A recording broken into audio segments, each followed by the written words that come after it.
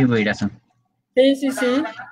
Damos inicio a nuestra transmisión, a nuestro foro, que pues siendo parte, conformando la Secretaría de Diversidad Sexual de Morena en la Ciudad de México, no quisimos dejar pasar este día para, pues para organizar este foro en este día tan especial que sabemos que se conmemora cada año, este Día Mundial de Lucha contra el VIH, y pues no quisimos dejarlo pasar justamente para tocar el tema, para dialogar acerca de la importancia que tiene este tema, este día, y de lo que se ha hecho o lo que falta por hacer, pues tanto mundialmente, pero sobre todo en nuestro país y en nuestra ciudad también.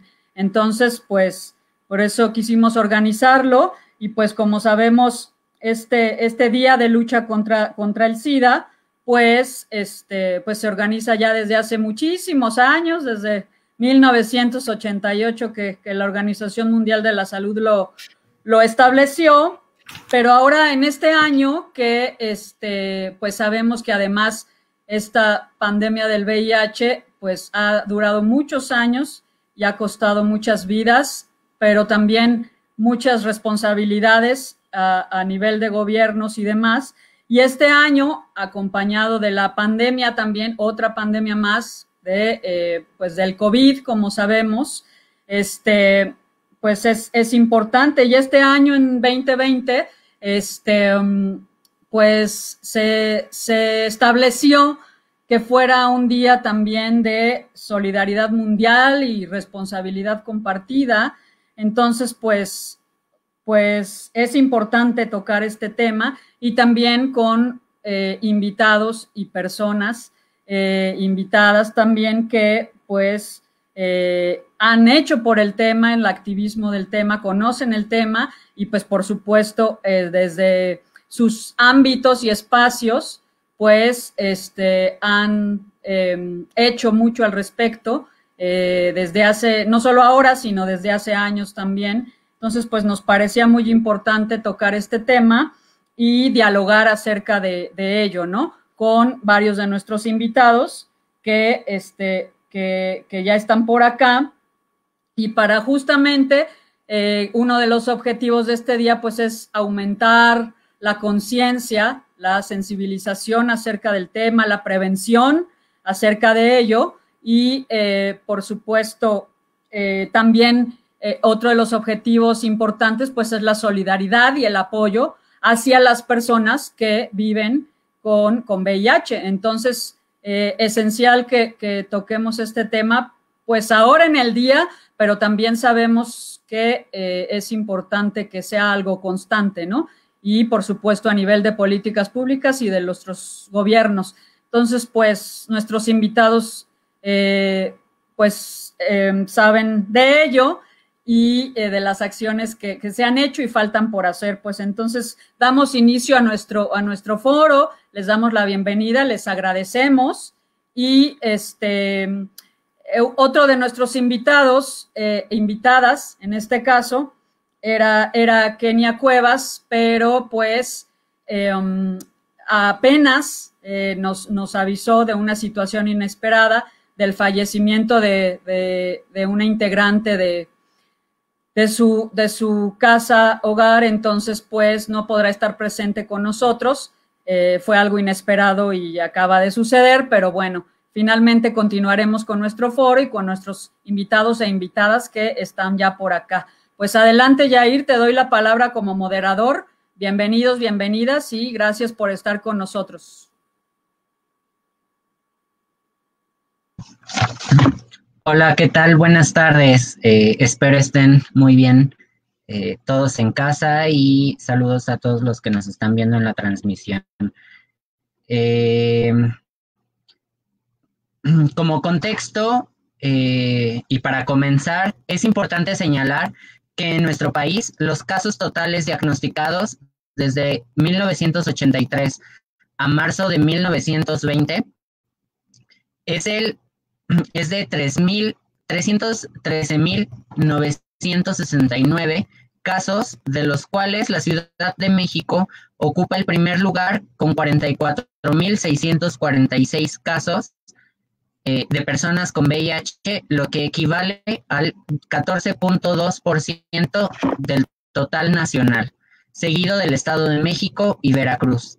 Por otro lado, el 81% de los casos totales son hombres adultos con un rango de edad de 20 a 44 años, mientras que el número de casos de VIH notificados en jóvenes de 15 a 24 años en el primer trimestre del presente año y 1.641. Señala el incremento con relación a las cifras del año del 2019. El año pasado, el total de los nuevos casos diagnosticados de VIH fue de 17.172, mientras que hasta marzo del 2020 se lleva un total de 7.459 casos, notando una clara tendencia a la alza. Ante esta pandemia en nuestro país, sin duda existen muchos pendientes en el camino por erradicar la pandemia del VIH-Sida, como proyecta la Agenda 2030 de la ONU. Nuestros invitados e invitadas nos platicarán la información en relación a los retos y soluciones para cumplir con estos objetivos. Y bueno, haciendo un pequeño paréntesis, como ya comentaba mi compañera Irazú, no va a estar presente la compañera Kenia Cuevas de Casa de las Muñecas Tiresias, pero bueno, comenzamos. La primera pregunta es para el diputado Temístocles Villanueva. Bueno, perdón, Yair, nada más te interrumpo, una disculpa. Justo para presentar bien a nuestros invitados como se debe, para darles la bienvenida antes de hacerles las preguntas y que nos platiquen acerca del tema, pues presentarlos primero, porque se nos estaba pasando, una disculpa. Mencionamos lo de Kenia, pero para dar la presentación como se debe, pues por supuesto nos acompaña nuestro diputado local, Temístocles Villanueva, y compañero y amigo ya de hace años de Morena y del movimiento, y ahora como en su labor como diputado local de aquí de la Ciudad de México, y además, pues, él es presidente de la Comisión de Derechos Humanos allá en el Congreso de la Ciudad. Pues muchas gracias por estar aquí, por aceptar la invitación, a pesar de tanta ocupación. Y pues también le damos la bienvenida a Alejandro Mosqueda, que por supuesto él es el enlace de diversidad sexual en la alcaldía de Iztapalco, y él pues está haciendo la labor por allá en el tema de la diversidad sexual y otros temas. Y por supuesto, nuestra compañera también, Sandra López Cañedo, que pues por supuesto es directora del Centro Comunitario de Atención a la Diversidad Sexual aquí en la Ciudad de México, y pues desde ahí también ella haciendo labor, y pues además de hace años en el activismo en distintos temas. Entonces, pues, bienvenidos a los tres, a las tres, y pues, adelante, continuamos. Gracias por estar con nosotros. Adelante, Yair. Gracias por estar con nosotros. Listo. Gracias, Irazú. Y disculpen el pequeño error que hubo por ahí de logística. ¿Sí me escucho bien? Que veo a Temis como con cara de no te escucho. Hay un pequeño eco, me parece que el eco se realiza con algún... Bueno, la primera pregunta...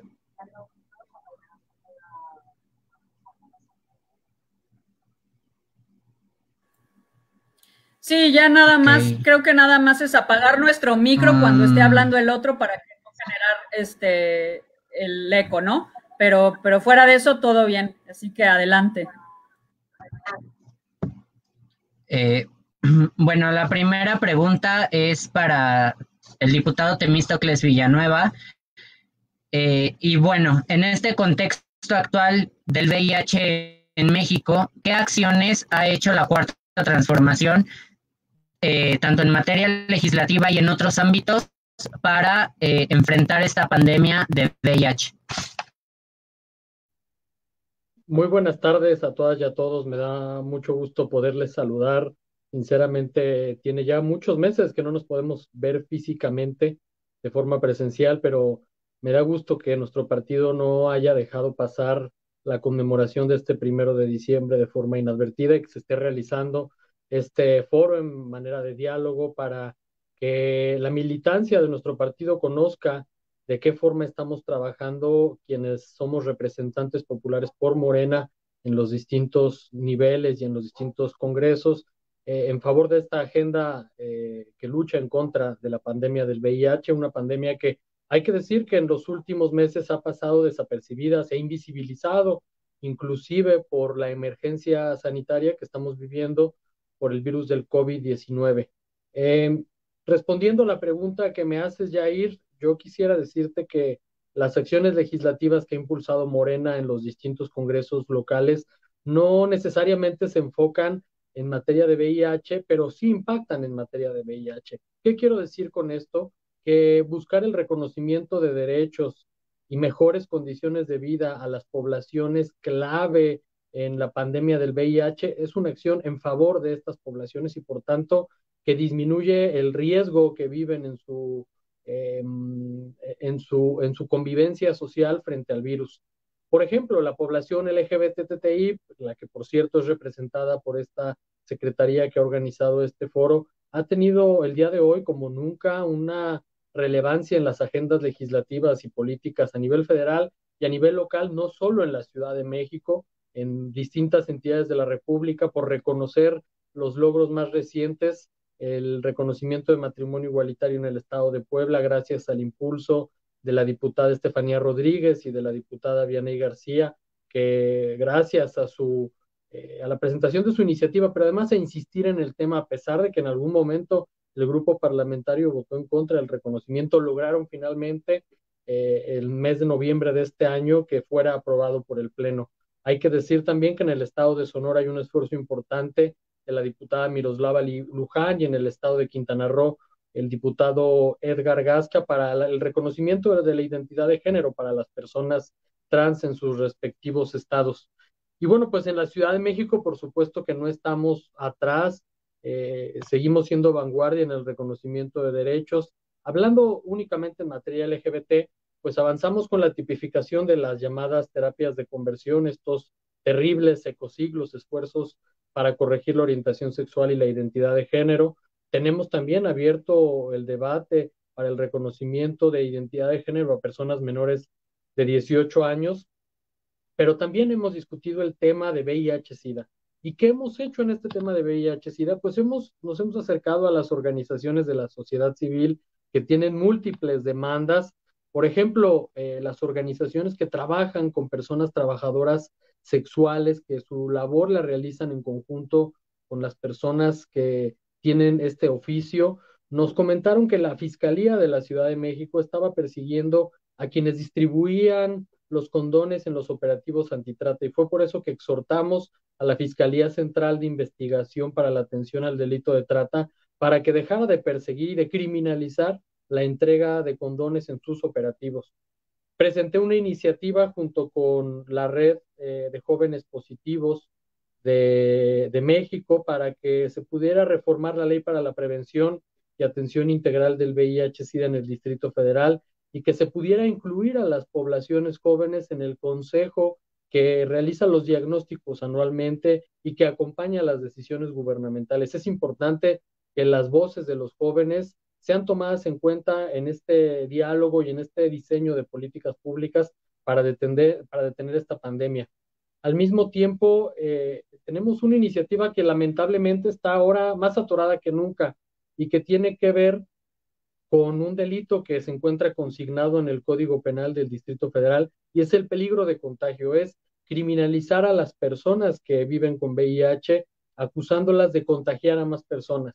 Lamentablemente este tema es ahora polarizante por el tema del COVID y por los hechos que se han suscitado en diversas partes de la ciudad de personas que de manera consciente han buscado contagiar a otras de COVID-19. Entonces, pues este debate está detenido, pero no vamos a dejar de poner el dedo en el renglón respecto a la no criminalización de las personas que viven con VIH. Por otra parte, también hemos buscado en este mismo tema de las juventudes exhortar al Instituto de la Juventud de la Ciudad de México a crear, articular e instrumentar un mecanismo de coordinación institucional para la atención de las personas jóvenes con VIH. Recordemos que la pandemia del VIH es cada vez más joven en nuestra ciudad. Son cada vez más las poblaciones menores de 18 años las que padecen la transmisión del virus. Por tanto, es importante escucharlos, atenderlos y generar campañas de prevención en su lenguaje, con sus costumbres, tomando en cuenta los espacios que ellos normalmente ocupan, utilizan y lo hacen parte de su convivencia cotidiana. Y a nivel federal también es importante decir que se están haciendo cosas importantes. Recientemente hubo una discusión que fue parte de la agenda política nacional, la famosa eliminación de los fideicomisos, este instrumento que era utilizado para destinar recursos a distintos temas, a distintos sectores, a distintos rubros de nuestro país y que no necesariamente se utilizaban de forma transparente, de forma austera, de forma honesta. Y esto provocó una preocupación muy importante, legítima, hay que decirlo, entre activistas de la diversidad sexual que están preocupados por el Fondo de Salud para el Bienestar, porque los fideicomisos utilizaban una parte para la atención al VIH-Sida. Entonces se realizaron diversas manifestaciones que finalmente atendió el Senado de la República, escucharon a los activistas sus preocupaciones y se han comprometido a garantizar desde la Cámara de Diputados que el recurso para la atención al VIH no cambie, se siga destinando a las prioridades que están definidas de manera muy clara, por supuesto ahora a través de la Secretaría de Salud y no necesariamente de los fideicomisos.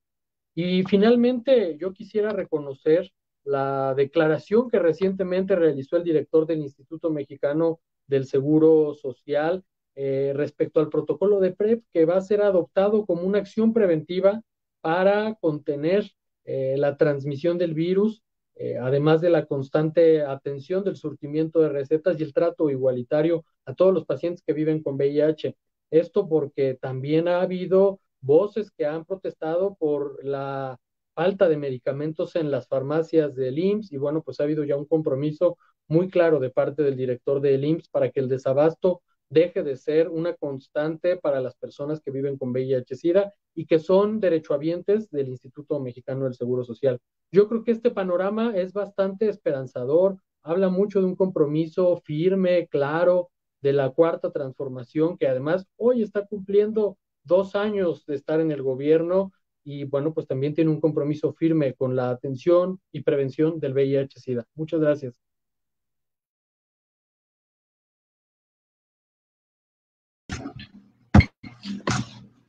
Muchas gracias, Temis. La siguiente pregunta estaría siendo para Alejandro Mosqueda. En este caso y en este contexto actual del VIH en México, a nivel local, tú que estás en la alcaldía Iztacalco, ¿qué acciones se han podido realizar en materia de política pública para enfrentar la pandemia de VIH? Hola, ¿qué tal, Yair? Hola, ¿qué tal, Irazú? Un saludo al compañero diputado Temístocles y a Sandy. Un gusto volverlos a ver. Y bueno, justamente el tema de política pública, más allá de ello, hemos emprendido acciones en coordinación con organizaciones de la sociedad civil, quienes han estado al pie del cañón desde que nosotros iniciamos la gestión, justamente ahora con este espacio que el alcalde Armando Quintero pues destinó a la creación del área de diversidad sexual y justamente pues nos hemos apoyado y arropado con los compañeros, ¿no? Desde la vinculación, canalización y acompañamiento con personas de nuevo diagnóstico positivo, que ha sido bien importante pues el apoyo con pruebas rápidas que los compañeros nos apoyan a la aplicación en diferentes colonias, así también con la información sobre la prevención, pero también para las personas que ya viven con VIH, pues también nosotros pues, tenemos que estar dándole un constante acompañamiento, que es lo que no como institución no estamos realizando, pero sí en vinculación con organizaciones de la sociedad civil, como ya lo había comentado, es lo que se está haciendo. Se hace entrega de insumos, ¿no? Que también eso nos los facilitan, en tanto la alcaldía también adquiere su propio material de distribución, pero también las organizaciones han estado muy al pendiente. Entre ellas ha sido AHF México, que así como en Iztacalco, en toda la ciudad, y creo que en todo el país han estado haciendo un trabajo excelente, pero también la Red Mexicana de Jóvenes y Adolescentes Positivos, quienes nos están ayudando justamente, como lo comentaba Temis, que han estado incidiendo también en el tema de ingresar iniciativas al Congreso, y que obviamente Temis ha hecho a bien apoyar y reforzar esas peticiones. Justamente el día de hoy estuvimos en un evento para la publicación y la reedición del manual, el manual de jóvenes y adolescentes positivos, y para las juventudes que viven con VIH en la Ciudad de México, la cual también el compañero diputado estuvo ahí acompañado en el acto inaugural, en donde justamente el alcalde toma la decisión, a petición también de los compañeros de la red, a apoyar con la reimpresión de 50 manuales, pero también hizo el compromiso de reforzar las acciones en tema de compra de insumos, así como pruebas rápidas, y generar una estrategia en todas las colonias de la alcaldía para poder apoyar primero pues con la detección oportuna, pero también con la información de primer nivel con los compañeros que componen las organizaciones, pero también la Oficina de Atención a la Población LGBT. Entonces, al menos es la buena noticia que nos dio el alcalde justamente en el foro pasado de la Red Mexicana de Jóvenes y Adolescentes Positivos, pues fue la noticia que nos dio. Fue pues muy importante que él haya aportado, ¿no? De las intenciones que tiene, no nada más con los jóvenes, sino con todas las personas que viven con VIH, ¿no? De nosotros sería la estrategia justamente de no nada más de imprimir estas 1000 ejemplares con la que el alcalde se acaba de comprometer, sino que también tengamos una estrategia de distribución en puntos estratégicos en donde toda esta información pues les esté llegando a las y los ciudadanos y vecinos de la alcaldía de Iztacalco, que yo creo que es una buena intervención de inicio para poder comenzar en este 2021.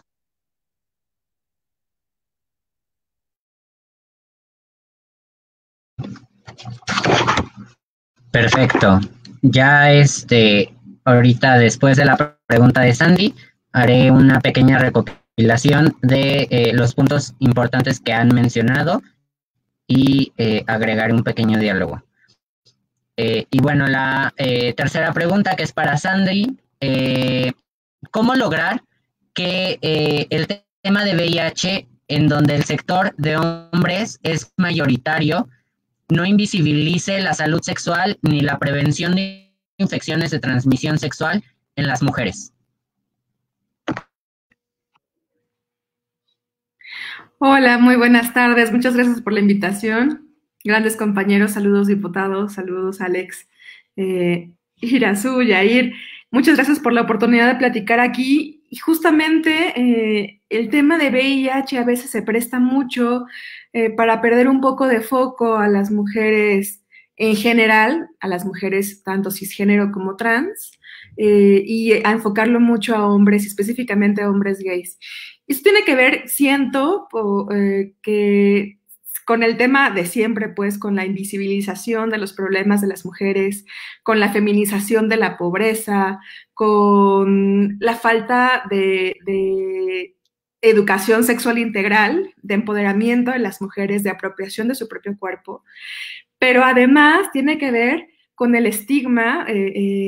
Seguimos escuchando, pues, que VIH nada más a los hombres gays les da, ¿no? Entonces también tiene que ver con un asunto de estigma hacia la población de hombres gays.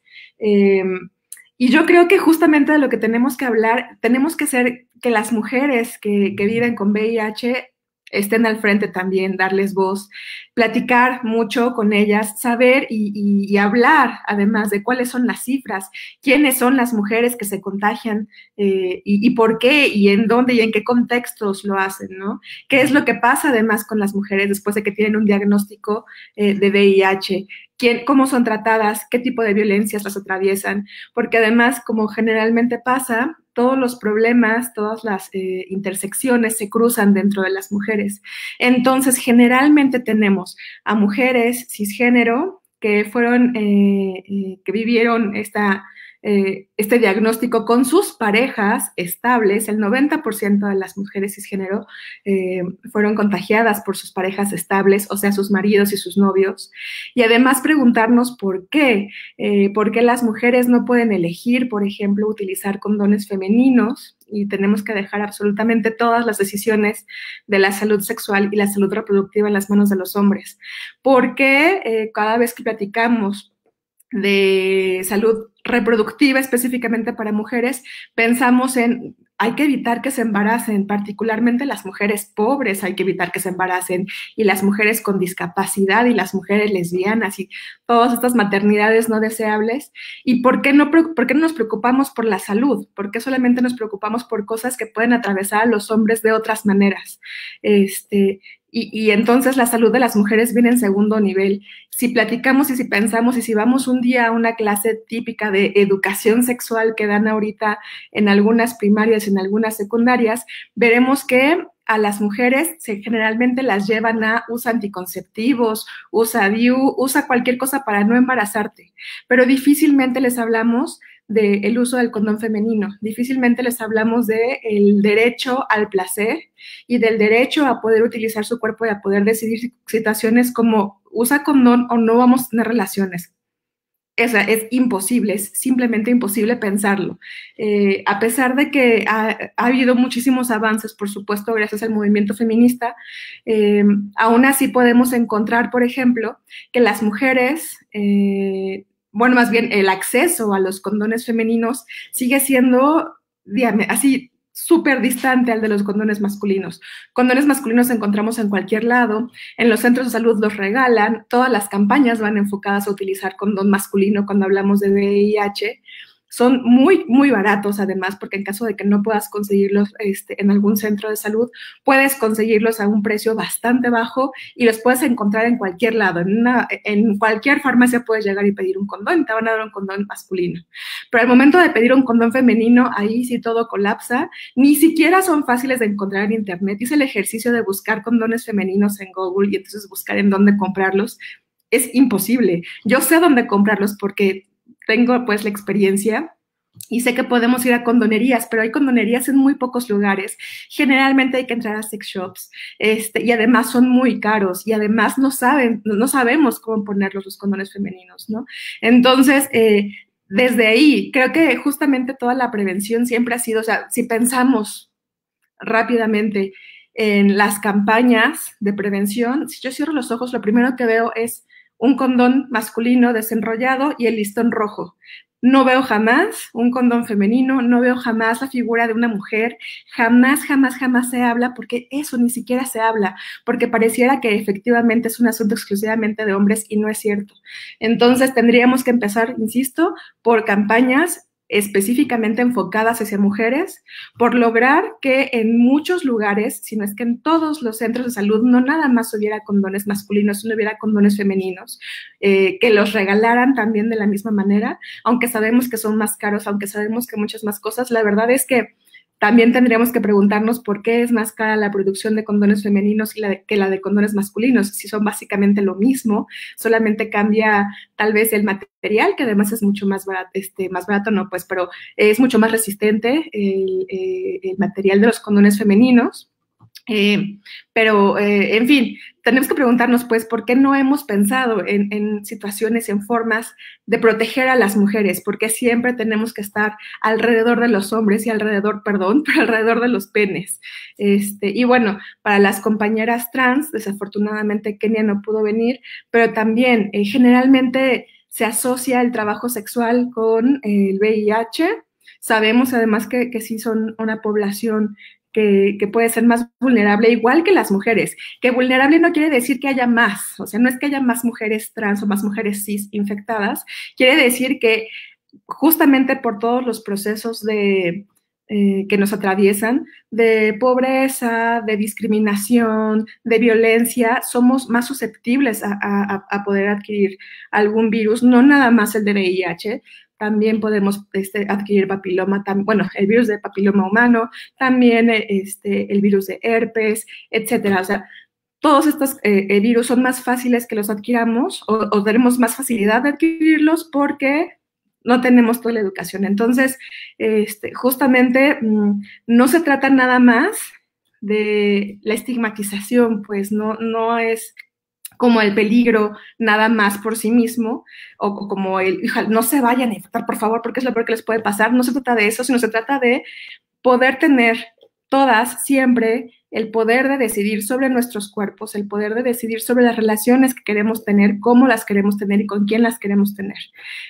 Saber y también hablar de las violaciones dentro de las relaciones estables, platicar de que también los esposos pueden violar a sus esposas y que además el simple hecho de no querer utilizar un condón, aun cuando los hombres saben que están en situaciones de riesgo porque han tenido relaciones con otras parejas sin protección, implica también violencia, implica violencia sexual específicamente. Y si una mujer dice que no, aún estando casados, sigue siendo una violación. Entonces, insisto, el empoderamiento de las mujeres, la información constante, la educación sexual integral desde las infancias, siempre al nivel pues de que las damos. No vamos a llegar a hablar de condones tal vez con niños y niñas de 3 o 5 años, pero sí lo vamos a platicar con niñas de 11, 12, 13 años. Es importante que desde ese momento empiecen a platicarlo. E insisto, el derecho al placer, el derecho a poder sentir nuestros cuerpos, el derecho a poder decidir sobre nuestros cuerpos conforme al placer, conforme al deseo, y no nada más que sea como nuestros cuerpos como una respuesta al deseo de otros específicamente. Gracias.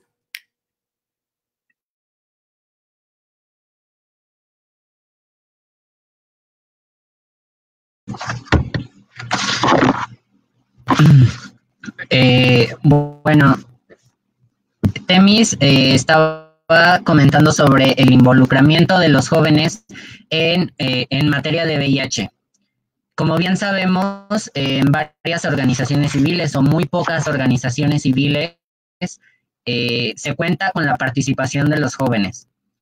Actualmente, la única que yo conozco es la Red Mexicana de Jóvenes y Adolescentes Positivos, que ha dado grandes resultados en materia legislativa e impulsado varias acciones a favor de las poblaciones jóvenes con VIH. Y bueno, principalmente también el diputado Temístocles las ha impulsado, ha ayudado a esta organización a que se lleven a cabo. Y pues bueno, felicitamos de cierto punto que también la inclusión del PrEP en nuestro sistema de seguridad pública y gratuita, puesto que existen todavía poblaciones en riesgo y poblaciones que hasta cierto punto están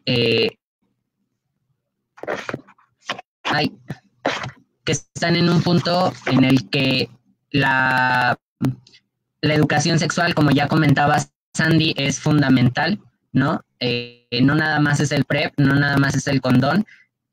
Hay que tener una buena responsabilidad en educación sexual. Ya también lo comentaba Alex Mosqueda sobre las campañas que se han venido realizando tanto en distintas alcaldías como en Iztacalco principalmente, y el reforzamiento de insumos de pruebas rápidas y también entrega de insumos tanto a poblaciones de riesgo, a toda la población de Iztacalco, y también a las poblaciones que viven con VIH. Para pasar al segundo bloque, voy a poner en contexto sobre un poco de los datos duros. Como sabemos, existen diferentes tipos de violencias, tanto emocional, física, económica, sexual, patrimonial, que a diario padecen las personas, pero principalmente las mujeres. En el marco del 25 de noviembre, el Día Internacional de Eliminación de las Violencias hacia las Mujeres, y el 1 de diciembre, Día Internacional de Lucha contra el VIH-Sida, planteamos enfocarnos en resaltar la violencia sexual que padecen mujeres y personas de la diversidad sexual, ya que en muchas ocasiones son invisibilizadas las diferentes formas de agresión, como por ejemplo la violencia en el noviazgo, agresiones y hostigamiento sexual de familiares o el acoso en instituciones educativas y laborales. Es por eso que a continuación daré unas cifras oficiales en este ámbito. Según la encuesta nacional sobre la dinámica de las relaciones en los hogares 2016, de las mujeres de 15 años y más encuestadas, el 66.1% ha sufrido al menos un incidente de violencia emocional, económica, física, sexual o discriminación a lo largo de su vida y en cualquier ámbito y ejercida por cualquier agresor. El 41.3% ha sufrido violencia sexual, el 34% violencia física y el 29% violencia económica, patrimonial o discriminación en el trabajo. Existe también un 49% que ha sufrido violencia emocional. En los últimos 12 meses, las mujeres encuestadas refirieron haber sufrido violencia en el ámbito escolar en un 17.4% en su espacio laboral, un 22% con su pareja actual o última con un 43.9%. En el ámbito familiar se cuenta con un 10.3% y en espacios comunitarios el 23.3%. Cuando la pregunta cambia de temporalidad relacionada a toda su vida, las mujeres de pareja continúan siendo los ámbitos más violentos para las mujeres.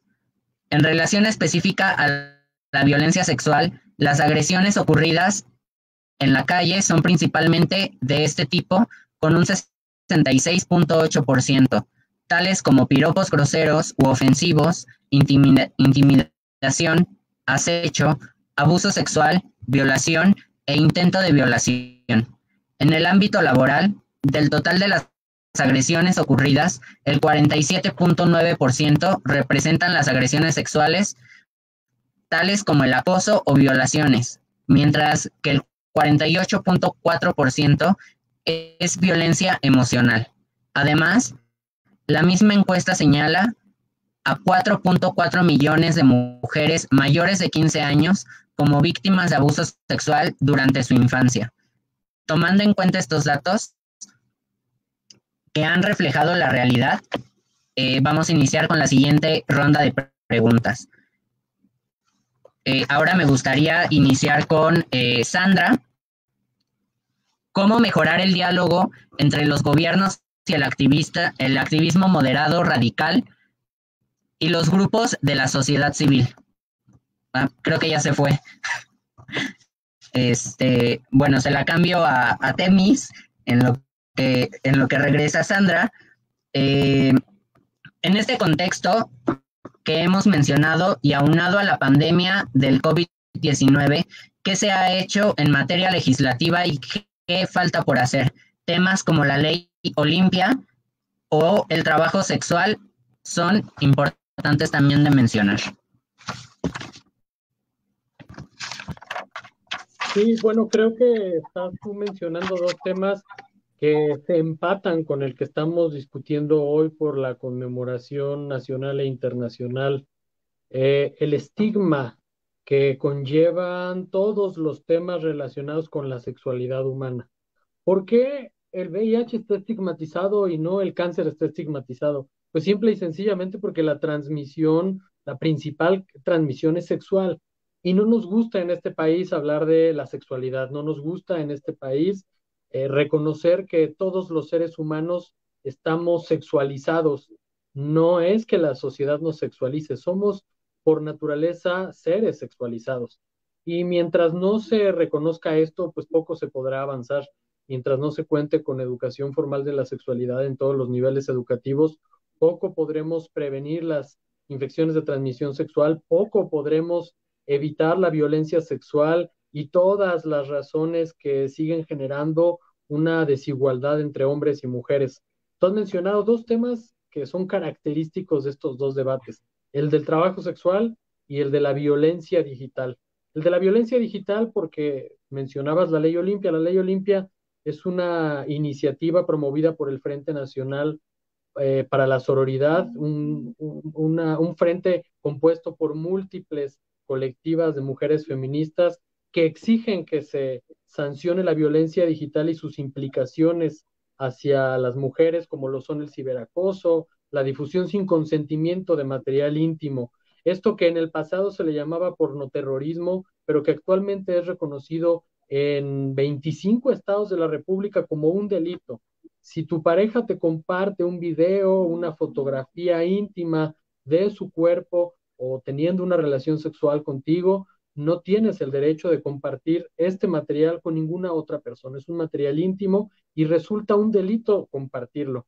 Este logro se dio en el Congreso de la Ciudad de México el año pasado y poco a poco se ha convertido en un tema relevante de la agenda política nacional que nuevamente pone el dedo sobre la llaga. Mientras no hablemos de manera abierta sobre la sexualidad y sobre las prácticas sexuales, poco podremos hacer para evitar tanto la violencia como disminuir las infecciones de transmisión sexual. Por eso es importante retomar ese tema en este día. Y sobre trabajo sexual, pues es un tema que debo decirte que nunca me ha causado otro asunto en el Congreso tantos problemas como hablar abiertamente del trabajo sexual, porque existe un sector de la población, obviamente todos lo están pensando, el conservador, que utiliza el discurso de la familia para atentar contra el reconocimiento de derechos, que está en contra del reconocimiento del trabajo sexual, pero no es el único sector de la población. También hay ciertas organizaciones de mujeres feministas que consideran que el trabajo sexual es desde cualquier perspectiva un asunto de desigualdad entre hombres y mujeres y que por tanto tiene que ser abolido y criminalizado. Y bueno, pues yo sinceramente no coincido con ese discurso. Es un debate que también, yo debo decir, no está resuelto ni en México, ni en Europa, ni en Sudamérica, ni en Estados Unidos. Pero me parece que si en algo coincidimos todas las personas que hemos debatido respecto al reconocimiento o no del trabajo sexual como un trabajo y por tanto como personas poseedoras de derechos laborales, en lo que sí coincidimos es que tenemos que atender a las personas vulnerables que padecen las consecuencias del trabajo sexual sin importar la perspectiva ideológica. Tenemos que prevenir que las personas que no quieran dedicarse al trabajo sexual y que lo hagan como la única alternativa para lograr un ingreso en sus casas, tengan una oportunidad distinta. Pero hablando específicamente de derechos, tenemos un pendiente en esta ciudad y es la Ley de Trabajo No Asalariado que se enmarca en el artículo 10 constitucional de la Ciudad de México, que también incluye a oficios históricos como lo son el zapatero, el organillero, el franelero que podemos ver en las calles de la ciudad, que incluye también a los comerciantes de vía pública en la Ciudad de México y que es un tema que ha estado atorado, que ya había un dictamen que se tuvo que eliminar de la orden del día del Pleno, que va a tener que regresar a discusión a la Comisión de Puntos Constitucionales, pero que sin duda requiere un mayor impulso. Las trabajadoras sexuales, como pocos sectores, están solas, estigmatizadas, son rechazadas por estos dos sectores, por el sector más conservador, pero también las mujeres que buscan el reconocimiento de sus derechos como trabajadoras sexuales están señaladas de manera negativa por este grupo, por este sector feminista. Creo que tenemos que seguir abriendo este debate. Creo que es un tema también fundamental en la discusión sobre la prevención del VIH-Sida, porque, por cierto, contrario a lo que se podría esperar, no hay ningún otro sector de la población que tenga una tasa de prevalencia más baja que la de las trabajadoras, las mujeres trabajadoras sexuales. Las mujeres trabajadoras sexuales han logrado detener la propagación del VIH-Sida. Es un estigma y es un mito que si un hombre va con una trabajadora sexual, va a transmitirle el VIH-Sida. Eso es falso porque las mujeres trabajadoras sexuales son muy cuidadosas en su oficio a la hora de relacionarse con los hombres. En primer lugar, pues porque su cuerpo es finalmente su principal herramienta de trabajo. Por eso es que es importante integrarlas en este debate, porque también han sido perseguidas por la autoridad durante muchísimos años por su oficio, por ocupar el espacio público, por utilizar campañas para la prevención de enfermedades de transmisión sexual. Justo yo señalaba en la participación en el bloque anterior cómo algunas organizaciones de la sociedad civil empezaron a ser perseguidas en los operativos antitrata por distribuir condones. Resulta verdaderamente absurdo. ¿Y por qué eran criminalizados? Pues porque tenían un acercamiento directo con las trabajadoras sexuales. Todo esto que estoy diciendo no quiere decir bajo ninguna circunstancia que debamos de eliminar el delito de trata. La trata es una cosa muy distinta al trabajo sexual que realizan las personas de manera consciente, independiente y autónoma. La trata es el delito que busca el aprovechamiento de cualquier persona vulnerable frente a su condición económica y que por supuesto debemos seguir sancionando. Pero tenemos que diferenciar estos dos temas. Te has referido tú a dos agendas muy distintas, Yair, una agenda que logró conjuntar a todos los grupos parlamentarios, que logró sacar adelante una causa sumamente justa que es la Ley Olimpia, pero te has referido a otro tema que inclusive integrantes de las colectivas que han promovido la Ley Olimpia están en contra, que es el reconocimiento del trabajo sexual en nuestras leyes como trabajo no asalariado. Es un tema que estoy seguro que en este momento ya mis redes sociales están llenas otra vez de haters que me señalan por promover este tema, que junto con el reconocimiento de personas menores de 18 años en la identidad de género, es el tema que más polariza al Congreso de la Ciudad. Debo decir que ni siquiera hay una decisión o una opinión unánime dentro del grupo parlamentario de Morena respecto a este tema. Tendremos que discutirlo por muchos más años, pero ojalá que pronto, eso sí, logremos garantizar la seguridad, la certidumbre jurídica y los derechos de las personas que en una laguna legal que existe en nuestra ciudad siguen ejerciendo el trabajo sexual en las calles, en el espacio público y que son víctimas de la persecución policíaca, son víctimas de los grupos de la delincuencia organizada y que, bueno, lamentablemente no está Kenia presente acá con nosotros este día. Ello hubiera aportado todavía más a este debate donde nosotros identificamos temas donde podemos caminar juntos junto con la sociedad civil.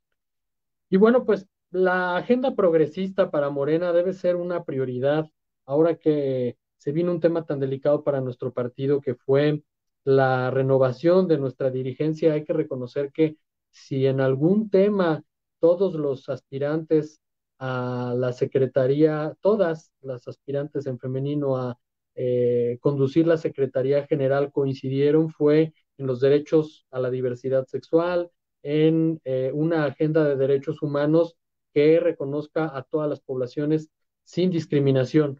Nuestro partido tiene una militancia muy activa y más en estos temas. Yo sigo creyendo que la Secretaría de la Diversidad Sexual es la que más ha construido en la Cuarta Transformación, antes y durante la Cuarta Transformación, y debemos de seguir abordando estos temas como parte de la agenda de nuestra ciudad, pero debe de trascender al resto del país. Debemos de abrir cada vez más espacios para discutir esto, porque como he insistido, mientras no hablemos abiertamente de la sexualidad, vamos a seguir atorados en la prevalencia del VIH-Sida de nuestro país. Muchas gracias.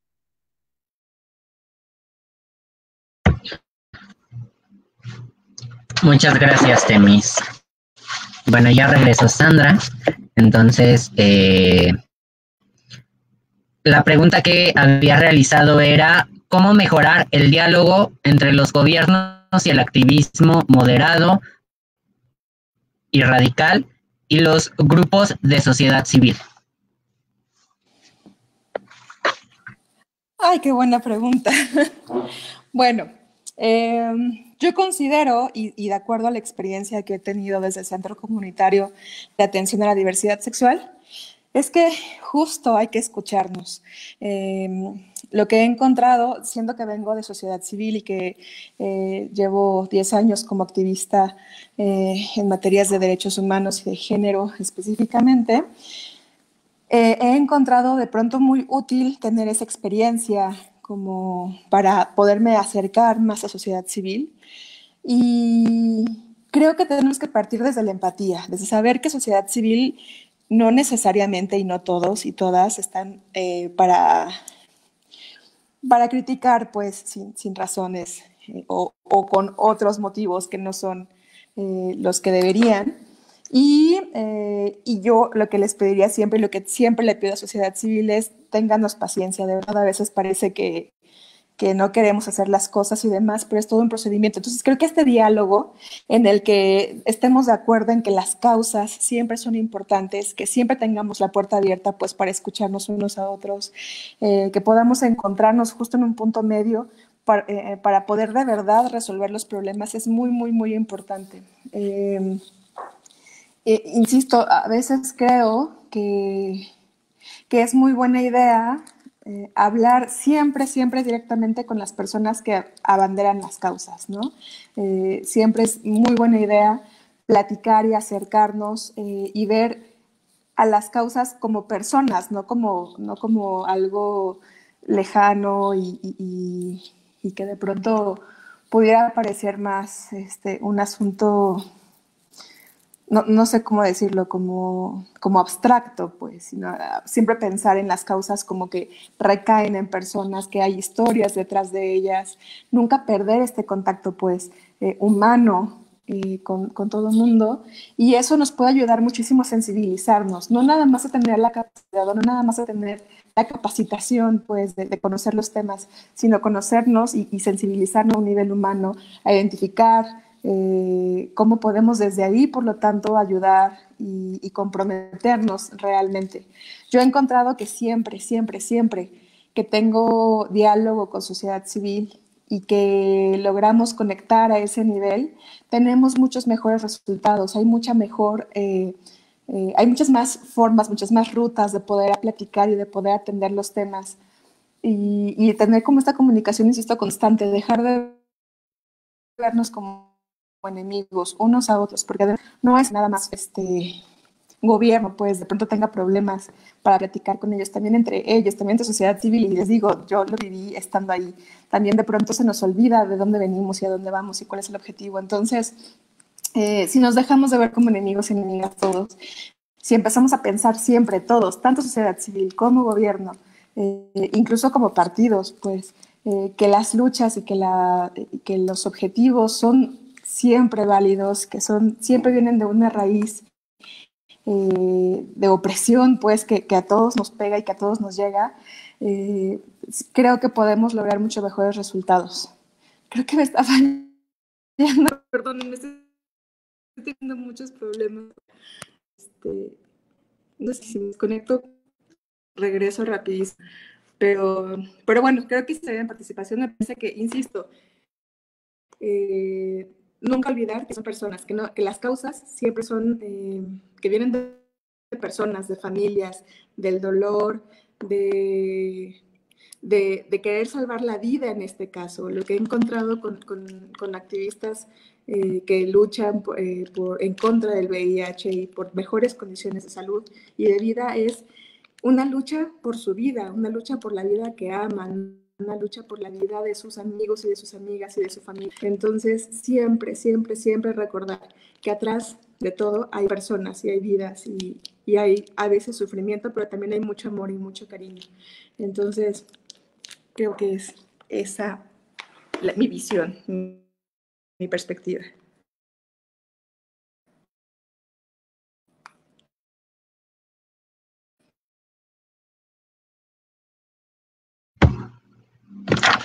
Muchas gracias, Andy. Y bueno, la siguiente pregunta es para nuestro compañero Alejandro Mosqueda. En este contexto de las diferentes violencias y la pandemia del COVID-19, ¿qué se ha hecho y qué falta por hacer en materia de políticas públicas y gestión de gobierno local para reducirlas? También en específico, ¿qué acciones se han realizado en tu alcaldía y cuáles has visto dentro de la ciudad? Mira, nosotros hemos estado emprendiendo algo que se llama Mente Sana Iztacalco, que son jornadas itinerantes dentro de las 55 colonias de la alcaldía con apoyo de psicólogos y orientadores que tienen que ver con la salud emocional, en donde se trata de dar asistencia. Justamente yo en algunos momentos he tratado de difundir esta información en mis redes sociales, porque justamente quienes nos apoyan son compañeros de la diversidad sexual que están pues especializados en materia de psicología, orientación emocional y mental. ¿Por qué? Porque justamente a través de un programa que se llama PAIME, que es el programa que le da atención a las mujeres en Iztacalco, hay una Defensoría de la Mujer y dentro de ella se encuentra un séquito de mujeres psicólogas que atienden denuncias por vía telefónica. De marzo y junio aproximadamente, entonces había muchas denuncias sobre violencia doméstica, personas de la diversidad que estaban siendo acosadas por sus mismos padres. En alguna ocasión nos tocó atender un tema de violaciones correctivas por parte de un padre de familia. Y entonces a lo que se nos hizo el señalamiento desde el alcalde, justamente que empezáramos a emprender estas acciones, pero con otros jóvenes, que generalmente era este grupo específicamente con mujeres que estaban teniendo este tipo de problemáticas. Entonces, generalmente, amén de que salga un imprevisto, tomamos al menos todos los jueves de cada semana a irnos a cada una de las alcaldías ofreciendo servicios, pero también vamos acompañados de psicólogos y orientadores en donde las personas que nos canalizan vía telefónica y requieren asistencia de manera personal, porque hay gente que sí de verdad necesita mimetizar, pues nos vamos o nos acercamos a las colonias y entonces abordamos a otras personas que tienen algunas necesidades. Obviamente a estas personas se les da seguimiento y contención por parte de los compañeros que se encargan de hacer este servicio. Así como a lo mejor hay personas que requieren algún tema de orientación jurídica, hay gente que sí hemos dado al acompañamiento a los ministerios públicos, dar como estos procesos de consejería y acompañamiento sobre cómo levantar una demanda, una denuncia, ¿no? Por violencia intrafamiliar, y es lo que estamos haciendo, pero también tiene que ver como todo esto se ha agudizado con el tema del encierro, hemos tenido han aumentado las demandas, pero todo esto recae, como les comentaba, en la subdirección de igualdad sustantiva, quien está llevando todos estos trabajos, pero nosotros nos encargamos de la operatividad de las acciones, tratando de vincular a los compañeros, encargándonos de montar los eventos por colonia, ¿no? Y entonces ya de ahí hacemos el rastreo de las personas que nos encomienda la subdirección a darle la atención de manera personalizada, ya sea que nos comuniquemos por vía Zoom o plataforma, o de plano vayamos a hacer estas jornadas en las colonias, ¿no? Por ejemplo, la semana pasada nos tocó en el barrio de San Francisco Jicoltencal, que es una colonia en alto grado de vulnerabilidad, es de las primeras que se encuentran dentro de este ranking que se tiene ahí en la alcaldía, así como junto con la colonia de Zapata Vela. Vamos a ir a Bramadero Ramos Millán este próximo jueves. La semana pasada nos encontramos en el barrio Santiago, ya estuvimos en Pantitlán, ya estuvimos en la Agrícola Oriental, vamos también para Barrio La Asunción. Entonces son como colonias que sí necesitan una mayor atención, y lo que nosotros nada más hacemos es pues, canalizar, vincular.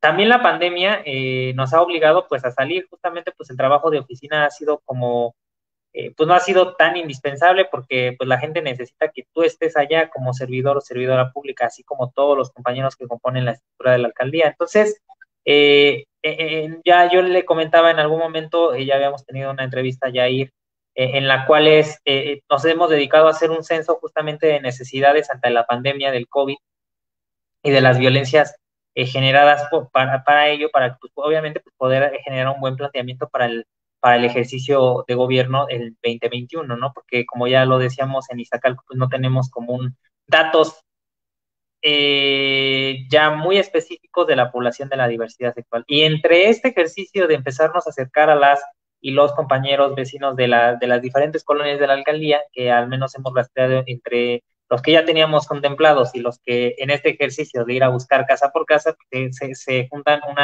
una cúmula de 325 personas, se han visto un buen de demandas, ¿no? Como cualquier otro ciudadano, ¿no? Pero sí se agudiza el hecho de ser una persona trans, el hecho de la deficiencia de acercarse a los servicios de salud porque pues hay un cierto estigma por los servidores, a lo mejor hay un cuchicheo cuando la gente de la diversidad sexual, específicamente las mujeres trans, se acercan a los pasillos, obviamente se sienten hostigadas, y lo único que me han dicho es, pues solamente nos sometemos a lo que el gobierno que venga nos arrime a nuestras puertas, ¿no? Porque ellas no se sienten seguras de pedir a lo mejor una pipa de agua si sufren desabasto de agua, o a lo mejor un tema de bacheo o de luminaria si a lo mejor el poste de luz no sirve, ¿no? Entonces nosotros también tratamos de hacer esta vinculación de gestión dentro de la alcaldía para hablar con todas las áreas y que justamente las personas de la diversidad se vayan acercando, ¿no? La verdad es que sí nos hemos encontrado con brechas ahí bien radicalosas ahí con los compañeros a través de los talleres que hemos dado de sensibilización, en donde también nos han tachado compañeros de masones, ¿no?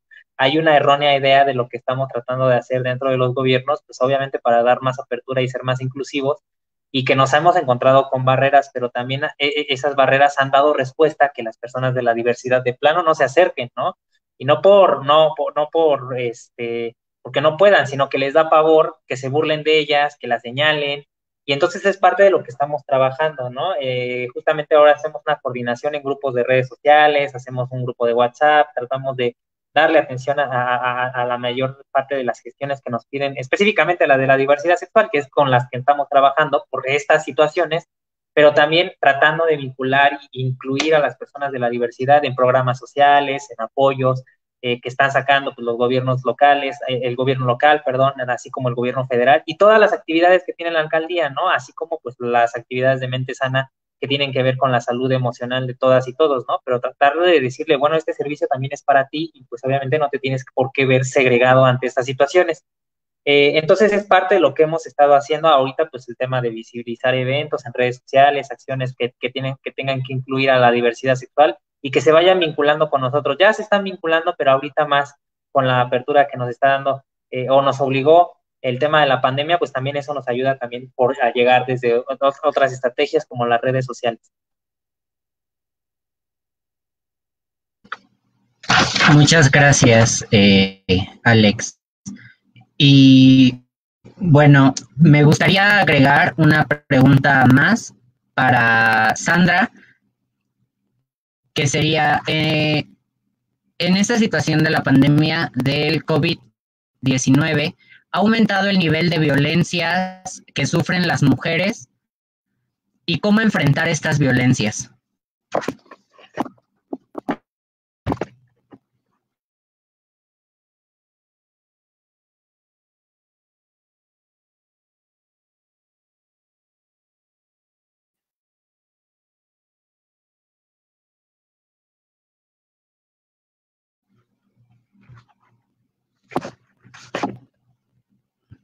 Sandra, ¿estás ahí?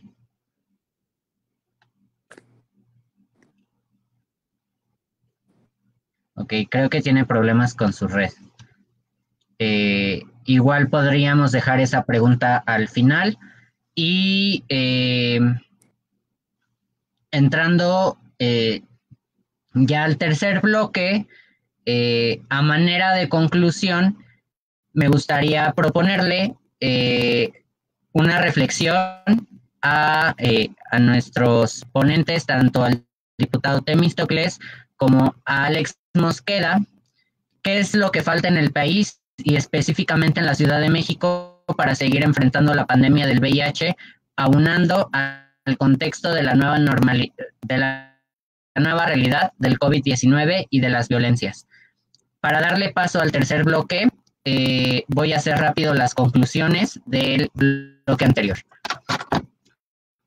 Ya comentaba Temis, y sí, es una realidad total de que existe un estigma hacia la sexualidad y de que los grupos de derecha y conservadores que mantienen este discurso de una familia natural se han encargado, como ya lo hemos visto en distintos estados de la República, en promover un PIN parental que más que ayudar en una educación sexual y reproductiva, la prohíbe, ¿no? Entonces, Esto va también de la mano con el estigma hacia el trabajo sexual y hacia las compañeras trabajadoras sexuales que históricamente han sido violentadas, en especial las compañeras mujeres trans que ejercen el trabajo sexual. Y pues bueno, las causas, como ya lo comentaba Sandy, que vienen de la familia y que luchan por la vida, es una realidad, ¿no? Yo en lo particular, y hablo de forma personal, yo no considero y no apruebo que estos grupos de derecha incluso sí luchen por la familia y que luchen por la vida. Está muy bien que lo hagan, pero que no decidan sobre el cuerpo de las compañeras, en este caso de las mujeres. Como bien sabemos, Morena ha estado tratando de impulsar la legalización del aborto, por así decirlo, pero no se ha podido lograr por estos grupos de derecha que promueven la vida, ¿no? De un feto que todavía no está bien desarrollado. Entonces, también Alejandro Mosqueda mencionó sobre el proyecto de Mente Sana, y aquí me gustaría mencionar que la salud emocional es fundamental para todo ser humano, y que al tener una buena educación, una buena salud emocional, puede ir reduciendo el número de violencia. Sandra, ¿estás ahí?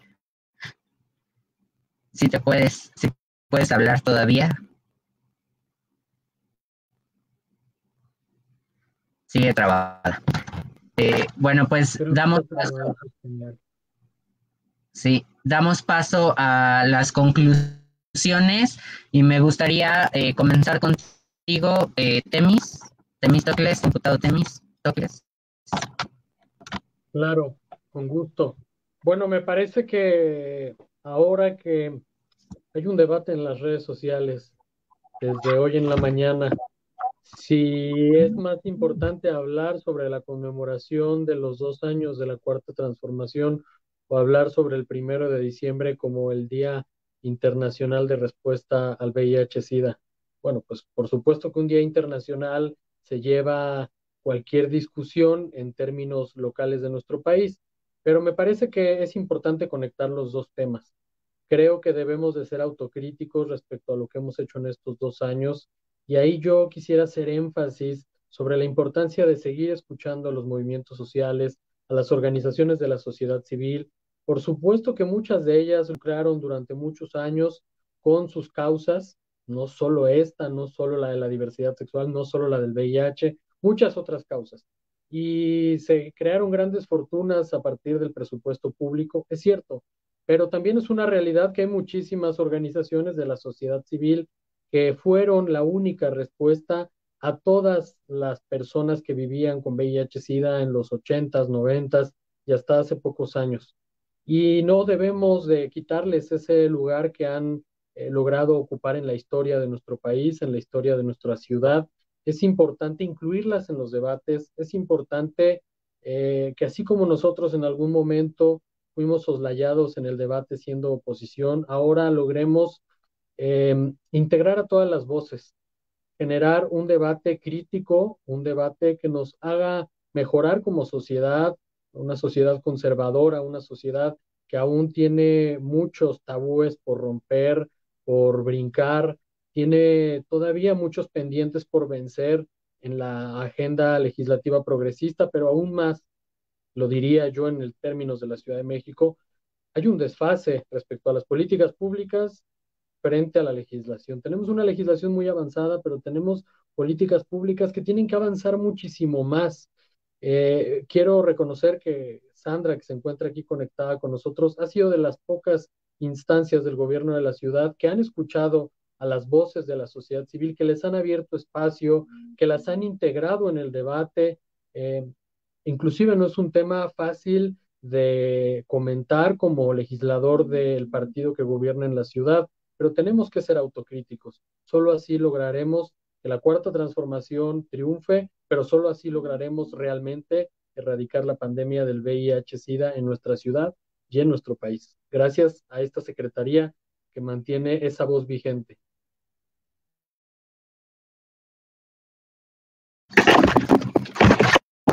Muchas gracias, diputado Temístocles. Bueno, ya regresó la compañera Sandra, entonces rápido me gustaría hacerle de nuevo la pregunta y de paso igual me gustaría, ya que estamos en las conclusiones, también diera su conclusión para seguirnos. La pregunta sería, en esta situación de la pandemia del COVID-19, ¿ha aumentado el nivel de violencias que sufren las mujeres y cómo deberíamos de enfrentar estas violencias? Muchísimas gracias, perdón por los problemas técnicos, de pronto está fallando un poco el internet del centro comunitario, pero bueno, las violencias, desafortunadamente, específicamente la violencia de género, por supuesto que ha tenido un aumento. Vamos a pensar que estamos en cuarentena. Desafortunadamente, las estadísticas nos dicen que las mujeres sufrimos violencia específicamente de los hombres con los que vivimos. Entonces, imaginemos lo que pueden vivir las mujeres que están viviendo con su violentador o con sus violentadores. Los números son alarmantes. Más del 80% de la violencia sexual que viven niñas, niños, adolescentes y mujeres viene justamente de padres, abuelos, tíos, primos, hermanos. Entonces imaginemos lo que implica tener que vivir dentro de tu casa todo el tiempo, no tener absolutamente nada a qué salir. Me refiero específicamente a actividades como el trabajo, como la escuela, y entonces tener que estar conviviendo constantemente con tu violentador en un ambiente muy cerrado, además, porque pues no salir de casa eleva el estrés. Entonces, por supuesto que han subido los niveles de violencia, específicamente de violencia de género, y yo considero que la cosa con la violencia de género es que es sistemática y estructural. Esto no es tan sencillo como vamos a poner más policías para que baje el robo de automotores con violencia, por ejemplo, ¿no? O sea, es un cambio que tiene que venir muy de adentro, muy de raíz. Entonces implica un cambio completo de paradigma, un cambio completo de cómo se viven las relaciones, particularmente familiares. Implica romper con el patriarcado, pues lo que es, por supuesto, el sueño, el anhelo, y por supuesto que lo vamos a tirar y lo estamos tirando, pero además pensando en estas violencias como el resultado de este sistema patriarcal que es milenario, pues imaginemos lo difícil que está resultando ser, ¿no? Considero que particularmente la Ciudad de México ha tenido una buena respuesta. Están las lunas de la Secretaría de las Mujeres en todas las alcaldías, está la línea Mujeres, a donde puedes llamar por teléfono, y creo que eso es lo que tenemos que seguir haciendo, pues como gobierno, estar dispuestos y dispuestas siempre a atender, a escuchar, a dar las mayores soluciones posibles, pero como sociedad tenemos que tener siempre, siempre, siempre en la mente qué es lo que nos corresponde a nosotros y qué es lo que podemos cambiar desde nuestro entorno. Entonces, cuestionarnos cómo yo, mujer blanca de la Ciudad de México, bueno, no blanca pues, pero dentro del colorismo se me considera una mujer que no es racializada y que además soy de clase media, como yo y como cada cosa que vivo puede al final del día ser determinante para la opresión de otras mujeres, o los hombres como hombres cisgénero, cómo están contribuyendo o no a esta caída de este sistema patriarcal. Entonces, por ejemplo, lo que yo recomiendo muchísimo a las mujeres, particularmente a las que somos madres, a las que tenemos estas redes de apoyo, que justamente creemos redes de apoyo, que constantemente estemos hablando con nuestras hijas, con nuestras sobrinas, con nuestras primas, con las pequeñas, hablándoles abiertamente de educación sexual integral, hablándoles abiertamente, insisto, del derecho al placer, hablando de su cuerpo no con algo de culpa, pues, no pensando como, ay, no voy a tener relaciones porque eso es del diablo y entonces no te ataques ahí. No, al contrario. empoderarlas con su cuerpo, darles todas las opciones necesarias. Yo justamente platico últimamente mucho con mis sobrinas, y que son niñas preadolescentes y adolescentes, y de lo que hablamos es de, a ver, el mundo al final del día es un mar. Tú puedes tranquilamente, el mundo y la sexualidad y tus relaciones y la forma en cómo te relacionas con tus novios y demás, es como estar en el mar, pero no te vas a ir a nadar al mar abierto donde hay tiburones. Hay que hacerlo con seguridad. Y entonces existe la violencia cibernética, y entonces resulta que, por favor, no vayas a pasar nudes, por ejemplo, con esas características. Trata de que tus fotografías no contengan partes de tu cara, que no contengan cicatrices, que no contengan lunares, que no se note que eres tú, y además firmas. Y el caso es que estarle dando tips constantemente, porque la otra manera, la forma en cómo se educaba tradicionalmente en sexualidad, implicaba mucha culpa, mucho no te agarres ahí, mucho eso es malo, tienes que llegar virgen al matrimonio, es que las mujeres buenas son las que son virginales y puras, y las malas son las que tienen relaciones y se besan y demás. Entonces, justamente quitarle ese poquito de culpa implica que además, cuando alguien me toca a mí sin mi consentimiento, yo ya sé que mi cuerpo es mío. Y entonces puedo abiertamente decir, oye, esto que me hiciste o que me quieres hacer no me gusta. Y entonces me empodero y digo, no, basta, y voy con mi adulta o con mi adulto de confianza más cercano. De la otra manera, si enseñamos con la culpa, si enseñamos con el no, porque te puede dar sida, qué horror. Si enseñamos con esta carga, a lo que llevamos es a la culpa. Y entonces, si una persona, si un hombre, si alguien me toca sin mi consentimiento, yo me siento culpable, yo siento que yo fallé.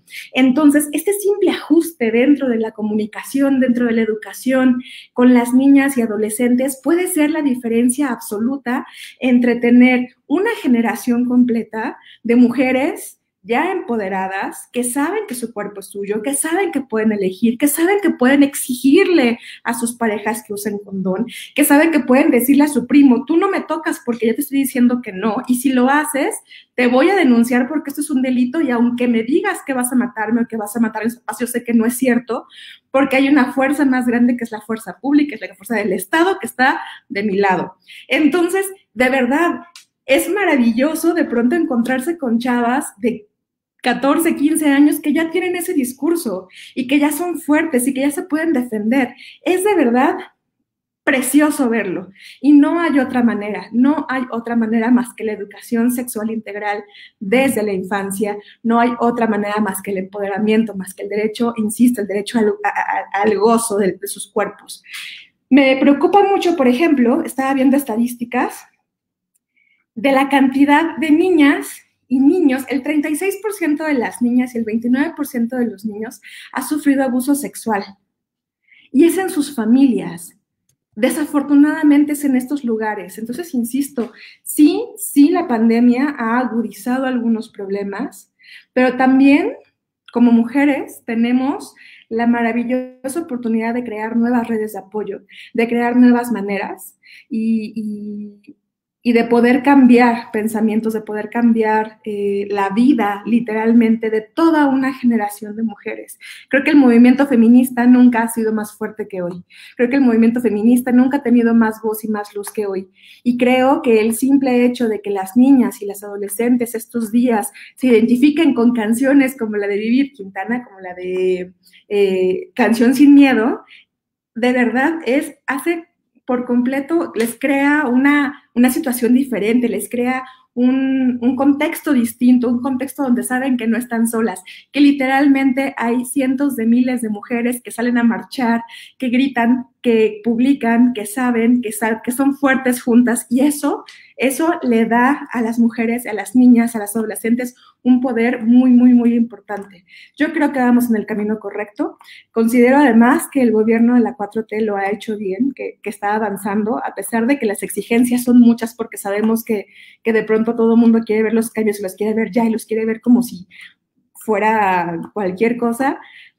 A pesar de que puede que haya personas que no estén tan satisfechas, yo creo que hemos hecho avances como nunca, jamás, nunca En ningún otro gobierno se había hablado tanto y tan abiertamente de violencia de género, en general de cualquier tema de género.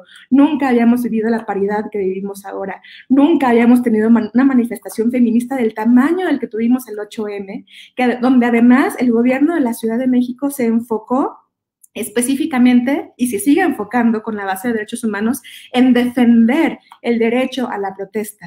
Ahora no salen granaderos a golpear, ahora salimos en grupos de diálogo y convivencia a tratar de hacer que las manifestantes lo hagan de la manera más segura. No ha habido ni una sola detención. En 18 manifestaciones feministas que llevamos en el 2020, no ha habido ni una sola detención de ninguna manifestante.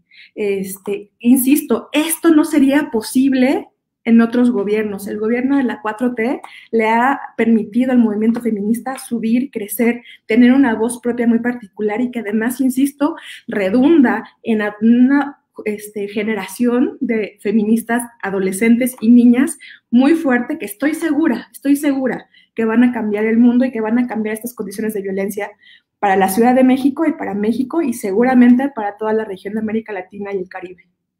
Gracias.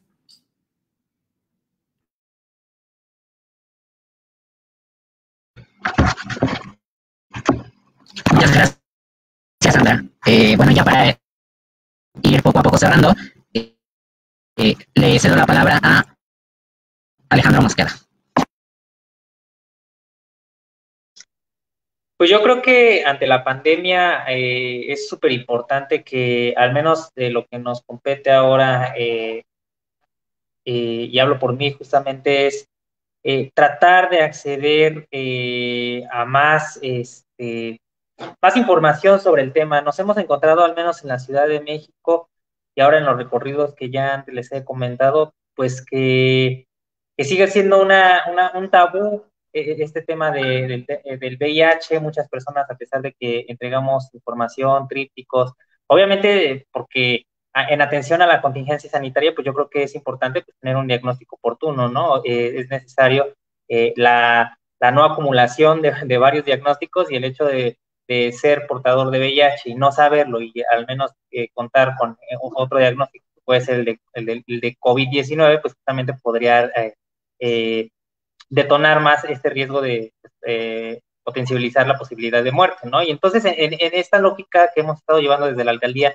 pues muchas personas tienen pues, mucho sesgo y mucho rechazo al tema, ¿no? Justamente todavía lo asimilan al tema de, es que pues yo no soy gay, ¿no? O no ejerzo trabajo sexual.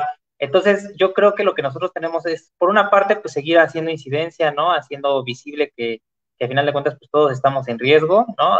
Acercar y tratar de quitar el estigma, que al final de cuentas a lo mejor ya no es tan visible, pero sí sigue permaneciendo en la psique de las personas, y que muchas personas por eso no se acercan a hacerse pruebas, primero por miedo, otro por desconocimiento, y pues obviamente al tener también es fuerte saberse positivo, ¿no? Entonces, de alguna forma, creo que es parte de lo que tenemos que estar haciendo, también agudizar las estrategias que tienen que ver con el del COVID. Yo creo que en estos kioscos que está realizando el gobierno de la Ciudad de México deberíamos de estar instaurando también pruebas rápidas de VIH, ¿no? Porque es bien importante, pues, canalizar de manera urgente, ¿no? Ahorita en esta situación de saturación y que ya estamos más cerca del rojo. Ahora me da mucha risa que la 4T dicen que hay una colorometría del color naranja, pero sí es cierto, ¿no? Lo que menos queremos es acercarnos al rojo, pero también es que tenemos que agudizar las estrategias. El gobierno tiene que estar haciendo también, tomarse el chaleco del tema del VIH, ¿no? Y ahorita, pues nosotros, ahorita que estamos en los gobiernos locales, no nada más yo, sino las personas que están ahí y que tienen la convicción y la intención de trabajar por las personas que viven con VIH, pues obviamente acercarnos a estos pequeños kioscos y poder colaborar. Creo que el gobierno de la Ciudad de México está haciendo una buena estrategia, pero nosotros también tenemos que sumarnos con ellos. Hay personas que tenemos diferentes contextos en la Ciudad de México, pero algo podemos hacer desde ahí, desde estos espacios, y obviamente pues es importante la detección oportuna ahora en estos tiempos de COVID-19, hasta en tanto que encontremos una vacuna, que creo que ya casi es una realidad.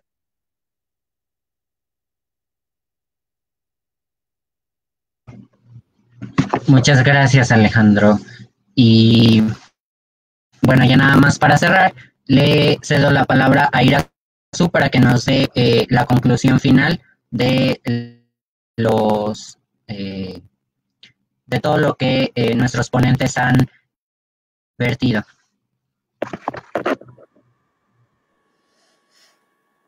Bueno, pues sí, pues para ir terminando, pasaremos a las conclusiones, pero antes también para dar un toque de, pues de experiencia y de calidez, no tan frío como las exposiciones y el foro y demás. Simplemente, pues que brevemente nuestro compañero Yair Ramírez, que pues es una persona que vive con VIH, que en esta ocasión fue nuestro moderador estrella, pero que también nos hable brevemente, 2-3 minutitos para ir cerrando, pues de su experiencia como persona que vive con VIH, de pues qué se ha hecho en nuestro país, él cómo lo ha vivido y en fin, como su experiencia, yo no diré nada más para que también escuchemos, y ya si alguno de ustedes además quiere agregar algo al respecto en este tema, pues adelante, ¿no? Pero pues Yair, adelante brevemente y después daremos nuestras conclusiones para cerrar y agradecer. Adelante. Muchas gracias, Irasu. Pues bueno, principalmente el ser joven aquí en México y vivir con VIH a veces es un poco complejo porque tu voz no es tan escuchada, ¿no? Principalmente porque eres joven y dentro de este adultocentrismo en el que vivimos, te hacen a un lado, ¿no? Yo llevo año y medio, un poquito más de año y medio con mi diagnóstico, siendo una persona que vive con VIH. He tratado de sobrellevarla muy bien. Al principio que entré yo al esquema de antirretrovirales con el antiguo gobierno, pues eran unos tratamientos y unos esquemas algo pesados, ¿no? Incluso para varios organismos o para varias personas. Entonces llega el cambio de gobierno y el año pasado hacen el cambio de retrovirales, que es por uno más eficaz y con menos efectos secundarios, y eso a mí me permite estar mejor de salud sin tener todos estos efectos, ¿no? Tales como las náuseas, que fue con mi primer esquema, que fue de Truvada y Efavirenz, que eran náuseas, mareos, sueños vívidos, en ocasiones pues tenía muchísima diarrea, ¿no? Que es algo horrible, pero bueno, se hace el cambio de retrovirales y eso me ayuda a mí a estar bien, ¿no? Principalmente, que es lo que más importa. Y pues después de recibir el diagnóstico, lo que más me ayudó fue el empoderarme junto con varios compañeros que me han impulsado y me han enseñado varias cosas en materia del VIH e infecciones de transmisión sexual, compañeros que han sido Raúl Caporal y Amado Jonathan, que han estado en varias ocasiones participando en la Secretaría de Diversidad Sexual. Ellos me han enseñado mucho sobre la lucha del VIH y el empoderamiento del joven en este tema, ¿no? Porque adoptamos yo en lo particular adopté mi diagnóstico para enseñarle también a jóvenes sobre su salud sexual y reproductiva, a dialogar sobre el VIH y otras infecciones de transmisión sexual. Ya lo comentaba Sandra, ¿no? Que existe este sentimiento de culpa para quienes fuimos educados de la forma de educación sexual anterior. Entonces, este sentimiento de culpa criminaliza totalmente la sexualidad, ¿no? La criminaliza y pues actualmente eso es lo que yo he trabajado con los jóvenes, ¿no? Que no se sientan culpables al tener una relación sexual o al iniciar su vida sexual y que siempre lo hagan con responsabilidad, ¿no? Que si ellos en su momento no quieren usar un preservativo y que la otra persona sí lo quiere, no hay que forzar a que se tenga una relación sexual. Por otro lado, también si las dos personas están conscientes de no utilizar un preservativo, están en todo su derecho de decidir sobre su cuerpo, ¿no? Pero todo siempre es de forma responsable y consensuada. Entonces, pues yo cierro diciendo que a 1 año y medio de mi diagnóstico me ha servido mucho para trabajar el tema y empoderarme yo mismo.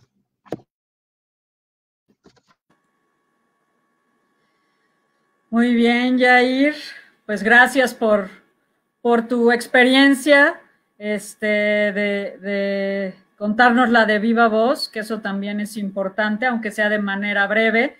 Y bueno, pues vamos cerrando. Creo que simplemente para cerrar, señalar algunos puntos importantes que se han tocado en nuestro foro, que agradecemos su asistencia, su presencia.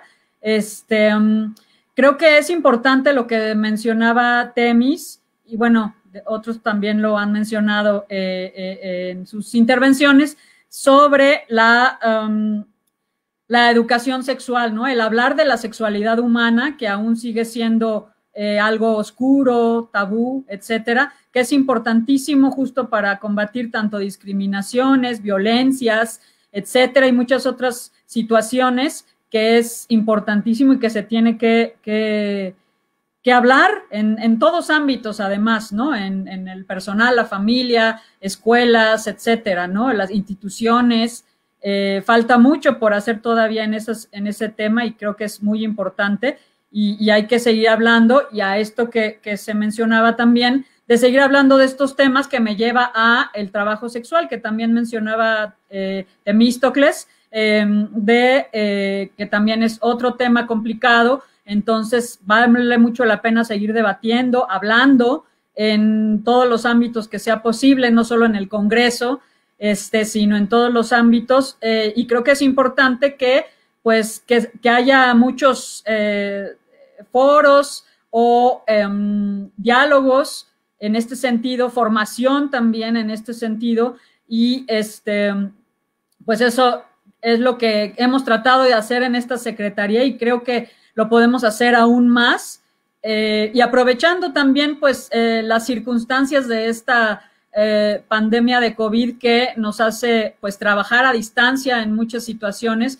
pues qué mejor que aprovecharlo en la manera positiva y poder hacer más diálogos, más foros, conferencias, formación en estos temas que nos tocan sobre todo a nosotros, cuanto a la diversidad, la sexualidad y los que hemos tocado aquí, ¿no? Entonces, importantísimo también, sin duda, también el de las mujeres, que ha tocado principalmente Sandra, que falta también mucho por hablar, que inclusive compañeros y compañeras nuestras del movimiento o de izquierda o de Morena, pues aún no llegan tampoco a comprender el tema y llegan a discriminar, descalificar tanto los movimientos feministas en general, que además son varios feminismos, no solo uno. Entonces, pues falta mucho por hablar en este tema también, sin duda, la diversidad, que ya lo sabemos y que lo hemos hecho.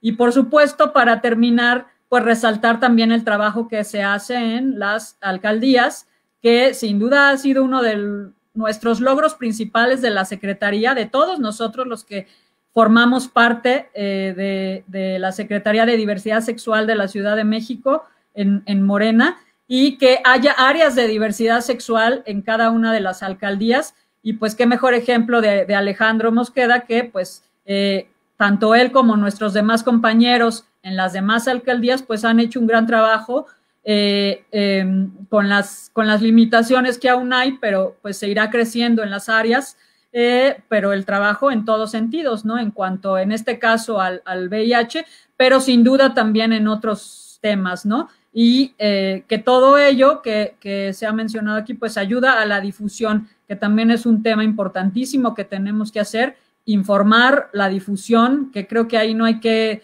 limitar recursos para difundir lo más posible de las más maneras, sí en redes sociales o de manera virtual como lo estamos haciendo ahora, pero sin duda también en otros ámbitos, ¿no? Que llegar a la mayor cantidad de gente posible en los rincones de nuestra ciudad, del país, como se pueda, con distintas herramientas para, pues, informar de esto que estamos hablando y, pues, muchísimo más, ¿no? Entonces, pues, bueno, excelente lo que hemos platicado aquí, lo que se ha hecho y lo que nos ha contado Temístocles en el Congreso, Sandra desde el centro y sociedad civil y por supuesto Alejandro. Entonces, pues muchas gracias por su presencia, por estar aquí y sin duda los y las invitaremos de nuevo en nuestros siguientes pláticas, foros, diálogos. Pero bueno, por ahora, muchas gracias por acompañarnos y pues damos por cerrado nuestro foro y pues muchas gracias. Ya seguiremos con estos diálogos que son tan esenciales y desde la Secretaría de Diversidad Sexual les agradecemos mucho su compañía y les recordamos pues seguirnos en nuestras redes sociales y seguir compartiendo estos temas también entre dudas e información que sea necesaria. Entonces, pues muchas gracias y nos despedimos. Hasta luego.